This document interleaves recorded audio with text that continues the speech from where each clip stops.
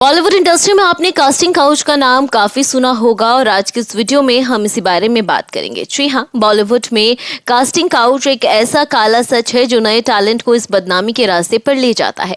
Casting couch का सच कुछ लोग दबी जुबान से मानते हैं तो कुछ इसे झुठला देते हैं।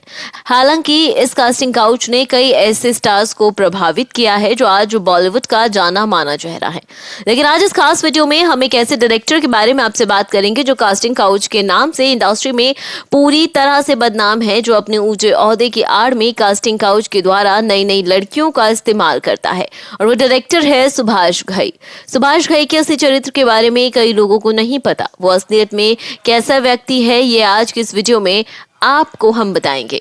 सुभाष घई का जन्म हुआ 14 जनवरी 1945 को नागपुर में। इनके पिता दिल्ली में एक डेंटिस्ट हुआ करते थे और माँ एक हाउसवाइफ थी।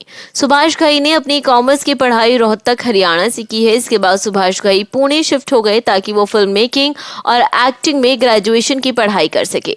फिल्म मेकिंग और एक्टिंग का कोर्स करने के बावजूद सुभाष घई को इंडस्ट्री में कोई काम देने को तैयार नहीं था।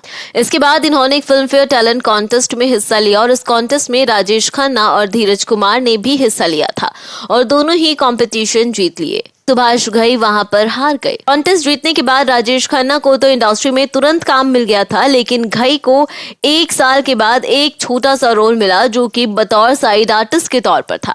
घई की पहली फिल्म थी 1968 में आई तकदीर और इसके बाद 1969 में राजेश खन्ना के साथ में एक फिल्म आई थी आराधना। उसमें भी सुभाष घई एक छोटी सी भूमिका में थे, यानी 2-3 फिल्में की, लेकिन उन फिल्मों में बहुत छोटे छोटे रोल निभाने को सुभाष घई को दिए गए। इसके बाद 1976 तक ऐसे ही 2-4 छोटे मोटे रोल करते रहे। पहली बार सुभाष घई को आगे डायरेक्टर बनने का मौका मिला। फिल्म का नाम था कालीचरण, जिसकी स्क्रिप्ट भी सुभाष घई ने ही लिखी थी और इसे डायरेक्ट भी खुद सुभाष घई ने ही किया था। सुभाष घई अपनी जवानी के दिनों में ही रंगीन मिजाज के हुआ करते थे। यही कारण था कि उन्हें अश्लील व्यवहार करने के कारण अक्सर परेशानियों का सामना करना पड़ता था। साल 1970 में उमंग नाम की एक फिल्म में एक छोटी सी भूमिका उनको मिली थी जिसमें सुभाष घई पर लड़की छेड़ने का आरोप लगा था। सुभाष घई का करियर एक्टिंग में बहुत डामाडोल चल रहा था, इसलिए उन्होंने खुद ही फिल्म की कहानी लिखी और खुद ही उसे डायरेक्ट किया। पहली फिल्म जो कि शत्रुघ्न सिन्हा के साथ थी वो सुपरहिट रही। बस इसके बाद सुभाष घई पूरी तरह से डायरेक्टर की कुर्सी पर बैठ गए। सुभाष घई ने कास्टिंग काउच करना कब से शुरू किया था या इन कामों में वो कब से इन्वॉल्व है, ये कहना कोई मुश्किल बात नहीं होगी, क्योंकि एक्टिंग में आने से पहले भी सुभाष घई का नाम कई बार लड़कियों से जुड़ चुका है। उन पर छेड़खानी के आरोप लग चुके हैं। पहली बार उनका नाम जुड़ा 1980 में फिल्म कर्ज के दौरान टीना मुनीम के साथ। जी हाँ, टीना मुनीम आज के समय में धीरूभाई अंबानी के छोटे बेटे अनिल अंबानी की पत्नी है और आज उन्हें टीना अंबानी के नाम से जाना जाता है। टीना मुनीम उस वक्त संजय दत्त के साथ रिलेशनशिप में थी, लेकिन फिर कर्ज के साथ टीना और सुभाष का नाम पहली बार सुनने को मिला, जिसके बाद सुभाष घई का नाम खूब चर्चाओं में रहा। माधुरी दीक्षित के साथ भी सुभाष घई का नाम जुड़ा। फिल्म राम लखन में वो नजर आई थी 1989 में। से पहले माधुरी दीक्षित बहुत बड़ा नाम नहीं थी, उनका बड़ा ब्रांड वैल्यू भी नहीं था। राम लखन में माधुरी को कास्ट किया गया और इसी के साथ दोनों के बीच जो नजदीकियां थी उनकी जोरों शोरों से चर्चा होने लगी। और फिर राम लखन की शूटिंग से पहले ही सुभाष माधुरी के नाम को मीडिया के द्वारा लोगों तक पहुंचाना शुरू कर चुके थे ताकि लोगों को लगे कि ये नया चेहरा है। लेकिन घई की मेहनत पर पानी तब फिर गया जब राम लखन से पहले माधुरी की फिल्म तेजाब बॉक्स ऑफिस पर रिलीज हो गई, वो भी अनिल कपूर के साथ। फिल्म रिलीज होते ही चारों तरफ तेजाब फिल्म के गाने और एक्टिंग की तारीफ होने लगी। माधुरी की सफलता का फायदा मिला राम लखन को, जिसमें माधुरी के काम की बहुत ज्यादा तारीफ की गई। अब सुभाष घई माधुरी दीक्षित को छोड़ने को तैयार नहीं थे और इसी कारण उनके अफेयर के किस्से सबके सामने आने शुरू हो गए थे। लेकिन इसे अफेयर कहना तो गलत होगा, क्योंकि ये तो सुभाष रोल देने के बदले नए नए लड़कियों का इस्तेमाल किया करते थे।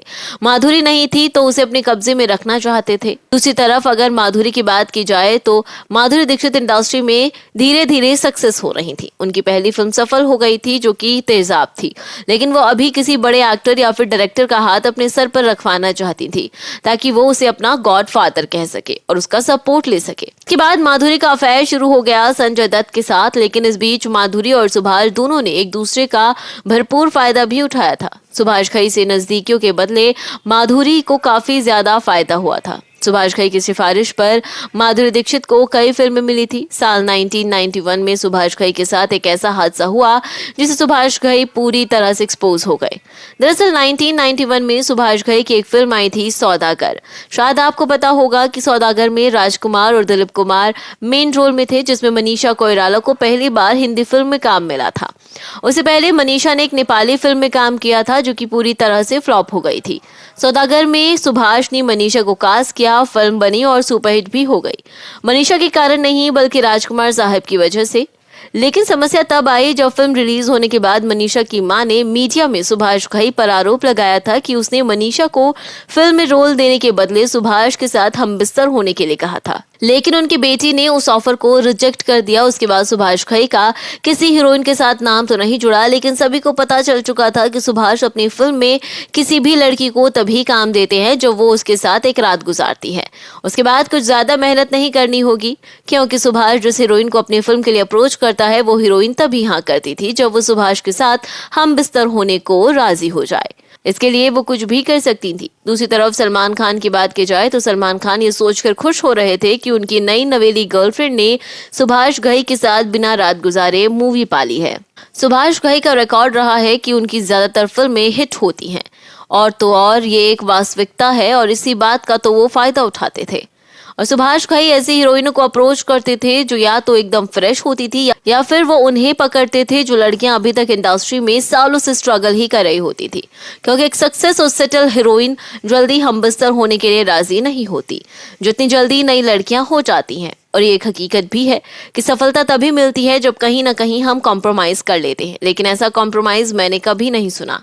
मीडिया रिपोर्ट्स की माने तो उस लिस्ट में जो भी सुभाष घई के फार्म हाउस में जाने वाली लड़कियों की लिस्ट रही उसमें करीना कपूर का नाम भी शामिल हुआ और भी बहुत सी हीरोइंस के नाम शामिल रहे। खैर, इसमें कितनी सच्चाई है ये तो सुभाष घई ही जानते हैं। वेल, आप कॉमेंट करके बताइए कि सुभाष घई की इस सच्चाई पर आपका क्या कहना है और इस पर आपकी क्या राय है।